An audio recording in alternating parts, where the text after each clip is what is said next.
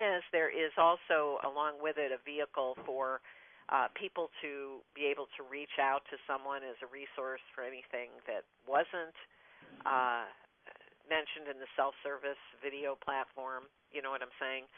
Or a resource, a chat, or a way in which somebody can get answers to things that may not have been covered by just viewing something. You see what I'm saying? I do. One of the comments that we've had was maybe a weekly check-in, a time where it was dedicated in the event people had questions. The only downfall to that was we found people don't like to ask questions in a team-based format, that it might be more or less just calling in if they had a question. And we never moved forward with this process because we didn't know what the best outcome should be for that purpose. Okay. Yeah, I mean, just providing a resource. I mean, we're finding, because millennials are now the majority of the workforce, at least in the United States, people are pretty comfortable emailing somebody or calling somebody, as long as it's identified, again, making accessible who's the person, we should talk to if we still have questions. I think you can put it in the hands of the individual for a self-service type of thing. Okay. Thank you. Thank you for asking. And as a reminder, if you'd like to ask a question, please press the star and 1 on your touch-tone telephone. We'll go next to Christy Overson. Your line is open. Great. Hello. Hi, Christy. Hi. This was a great overview of onboarding. And like the last individual, we also have implemented many of these things that you've talked about. So I'm pretty excited about that. Definitely a few opportunities that I noted. One of the questions I have is two things. We are looking for an onboarding kind of software solution that will help facilitate this from a more digital platform. We do love the relational piece, the relationship piece, and we are a high-touch organization, so that's good. But we definitely need some software to help us. There's so many moving parts when we're onboarding. We hired almost 700 people last year, so you can imagine there's quite a bit going on simultaneously. Wow. Yeah. So any input around the solution that you've seen as being successful? Yeah, I can't really recommend, I know I've mentioned other company names for some other digital assets, but I can't really recommend, like, here's the nirvana of onboarding software. I do know that, unfortunately, I haven't seen it yet, but I do know that a lot of applicant tracking companies have onboarding modules. So if you have an applicant tracking system, that would be a place to start, so that you're not recreating the wheel.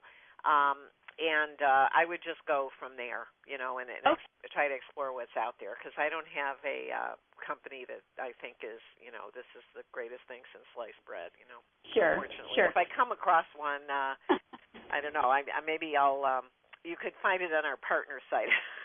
Okay, that's fair. That's fair. Okay.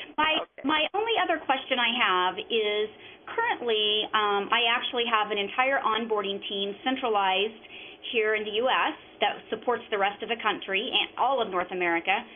That currently sits under, from a structure standpoint within human resources, under talent development. You started off talking about how onboarding it's a big area, a big focus of talent management as a whole. It starts with the acquisition process. So for me, the question I have is, what have you seen maybe with other companies, or if there's any others that are listening, where the function of onboarding process resides within their human resources structure or organization? Is it talent acquisition? Is it talent development? Does it roll up through organizational development? Where does that function really sit? Who owns it? Yeah. I have seen it in talent development before, although I'm glad you brought that up, because I think there is a trend to move it into talent acquisition because of what I just said. So it's to me, it's less important where it sits, as long as the people responsible for onboarding are working closely with your talent acquisition person, because from the new employee's point of view, it's all one thing, right? They're not thinking about, okay, there's the recruiters over here and here's the training people over there. I mean, it's all an experience that they're receiving as the customer, really the internal customer. So if you do have a person in talent development that is accountable for this, having them work very, very closely with the person leading talent acquisition, at least on the messaging side, is really important in the design. That's what I would say. Okay. And I think the logic or thinking here is that it is beyond the acquisition piece. It goes more into the development piece post that 90 days.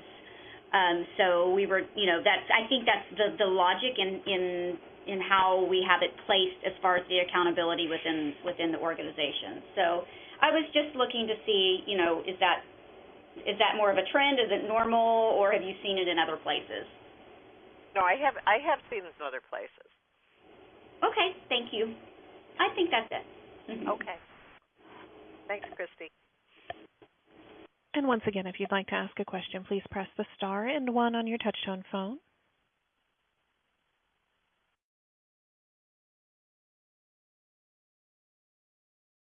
And it appears that we have no further questions at this time. I'll turn the program back to our presenters for any closing remarks today.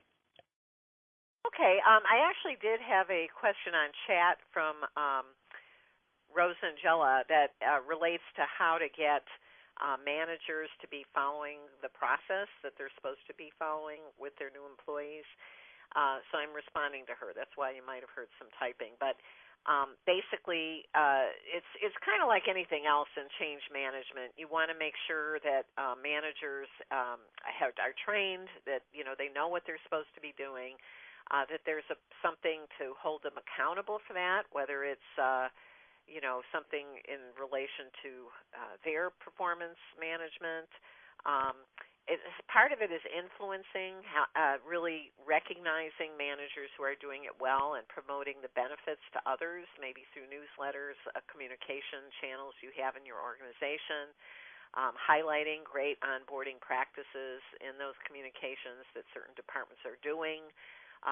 So it's like anything else. You want to reward and value the right behavior and hold people accountable for not doing it well. So that's what I would say about that. I wish there was an easy answer, but it's managing for the behavior you're looking for with that manager group. Okay, so in terms of just, we went over some of the final points.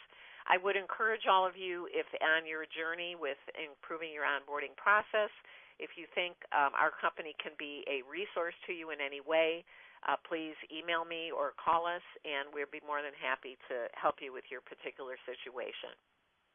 So thanks for attending the Compliance Prime webinar. We want to thank Compliance Prime for having us today, and we hope you have a wonderful week. Thank you. This concludes the program, What's New in Onboarding? You will receive your webinar evaluation link via email. Please take a moment to give your feedback. Thank you for your participation. You may now disconnect.